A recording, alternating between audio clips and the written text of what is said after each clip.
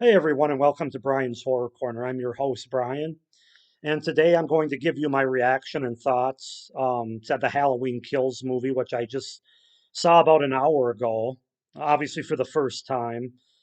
This will be a spoiler-free review, of course, because the movie literally came out 2 days ago, and I'm sure there's a lot of you that haven't seen it. I actually filmed this video about half hour ago, as soon as I got home, but my current spot, as you can probably see, this is not what the background normally looks like in my apartment.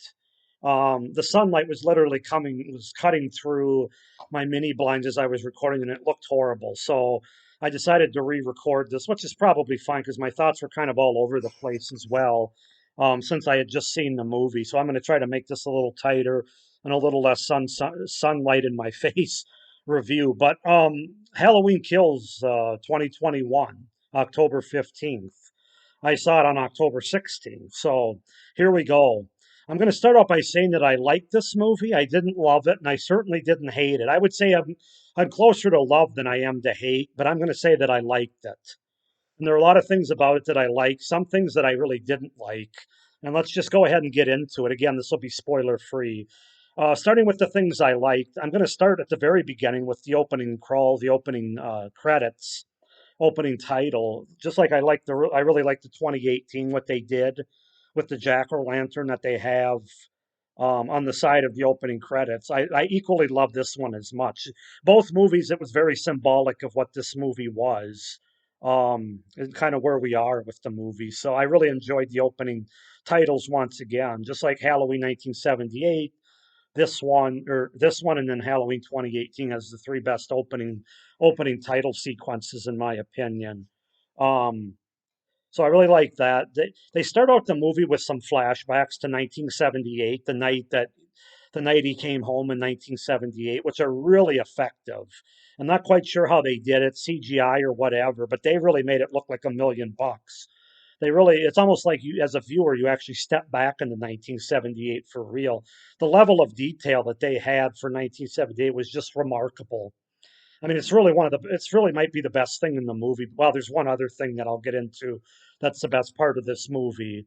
But every time they had a flashback scene, particularly in the first 15 to 20 minutes of this movie, A plus. I mean, it was just amazing. We even get a cameo from a character that I wasn't expecting to see on screen. And granted, it's not him entirely, that character, but when you see the movie, you'll know what I'm talking about. I'm not going to give any names or anything, but it isn't like they just gave us flashbacks for the sake of having flashbacks to the 78 night.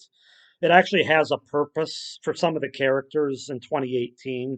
It has a nice tie-in to both the 1978 movie and the 2018 Halloween movie.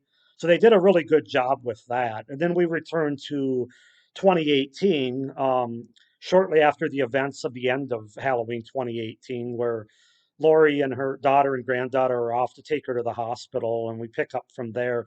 But then we also get some cut-in cameos. Well, before I get into that, because that's more on the negative side, I'm just going to go through the positives and not through the movie with this review. Michael Myers, James Jude Courtney. I have to say it, James Jude Courtney's the best Michael Myers. I never thought I would say it. If you would have told me that 5 years ago that I would say anybody but Nick Castle was the best portrayal of the Shape, I would have said you're full of crap. But I can't deny it anymore. I was on the fence after the 2018 movie, but James Jude Courtney is the best Michael Myers. Nick Castle will always be solid. He'll always be number two as far as playing Michael Myers. But James Jude Courtney just understands this character so well. He plays him to perfection from his walk to his kills to his breathing to his childlike curiosity with the turn of the head. I mean, he gets it. And I can't explain it. I mean, if you're a Halloween purist like I am, you'll know what I'm talking about. He's the Michael Myers that I'm always going to remember now. And yeah, just brilliant. He was awesome in this movie. They ratcheted up the kills and the brutality quite a bit. In fact, I'll go on record as saying, well, I have to think about the Rob Zombie movies, but this might be the most brutal and violent and gory any Halloween movie's been. It's certainly in contention. if it's not number one. I'll have to let that marinate a little bit with all the other movies, but it's gory, man. I mean, they show a lot of blood, a lot of gore, body parts, you name it. And the kills that Michael has are definitely top end brutality. So everything with Michael in 2018, as well as 78, which again, I can't get over what they did with the flashbacks. I mean, somebody's going to have to explain that to me at some point because I was blown away by it. I really was. But in 2018, James Jude Courtney is just brilliant. And the kills, the brutality, like I said, that's all great. I loved it. Um, let's see, I'm trying to think of any. Oh, the score is definitely a positive. They changed the score. It's not exactly like the 2018 movie or the 78 movie. It has its own distinct score, but it's an effective score. And I really enjoyed the score throughout the movie and all the scenes, especially like the tension building scenes, the dark and light scenes where Michael is sort of stalking his prey. Um, just great, great score. Once again, the movie is competently directed, competently produced. Um, Jamie Lee Curtis is very good in the movie. Judy Greer is very good in the movie. Andy Marichek is good in the movie. Are the three main characters, the grandmother, the daughter, and the granddaughter. They all do good in this movie. We don't see a lot of Laurie in this movie. She sort of sidelined a little bit more in this movie, but I think that was intentional to set us up for the third and final movie of this trilogy. But when she's on screen, she's very good, as you would expect from Jamie Lee Curtis and that character. Um, but yeah, so the main characters are good. I want to get all my positives out of the way before I move into my mixed and my cons here. Once again, the mask looks great as well. The Myers mask is top notch again. Um, I think the tone is pretty good overall. Although I do have a little bit of a problem with the storyline they went to, but I'll get into that. Yeah, I think those are my pros for the most part, or at least the big ones, the top three or four. Getting into one mixed aspect of the view or the movie, um, they bring back a lot of characters from the 1978 film, a lot of the actual actors and actresses as like cameo roles. Um, which is interesting, but I can't help but wonder if they did that just for some Easter eggs, just for some, hey, look what we did here to have the movie make a little bit more impact, maybe. Those characters don't really do a whole lot in this movie. It doesn't feel like they necessarily needed to be brought back for the storyline or even the trilogy storyline. I guess it's cool in one aspect to see them back, but with a couple of them, there's a reason they haven't done much since Halloween '78. They're just not that strong or that well acted, in my opinion. And it just kind of felt like a little bit of a gimmick to me. Maybe I'm alone on that. I'm not sure. But again, I'm not saying that's totally a con. I'm calling it a mixed aspect of the movie. Now I'll get into my cons. And this film focuses, and again, I think some of it is done from the aspect that this film is kind of a transition bridge film. You have Halloween 2018 they made knowing they were going to have two more movies. So you got Halloween Ends, which is coming out next year. And this movie was right in the middle. And so they kind of knew that they needed to do something, but not too much, if you know what I mean. But do something from 2018, but not do too much towards Halloween Ends. So in that regard, there's a big theme in this movie about vigilante justice and good people doing bad things and taking justice into their own hands.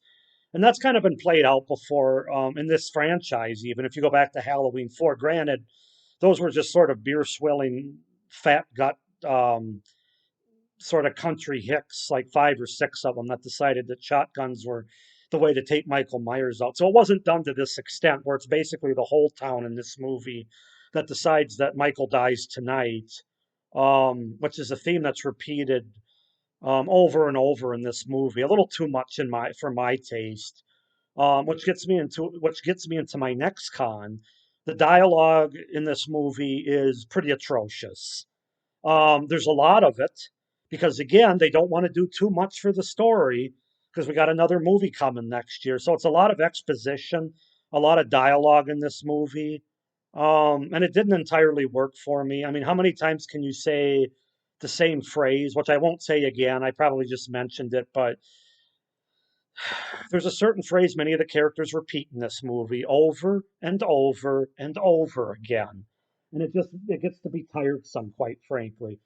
Also, there's a little too much exposition in this movie. They connect a few too many dots for me. I don't need to be treated like an idiot as an audience member. And I just feel like, oh, do you remember this? This connects to this. This connects to this. This is this part of this. This goes with this. It's like they're hitting you over the head with it. I felt like in this movie, and I just didn't need it, to be honest with you.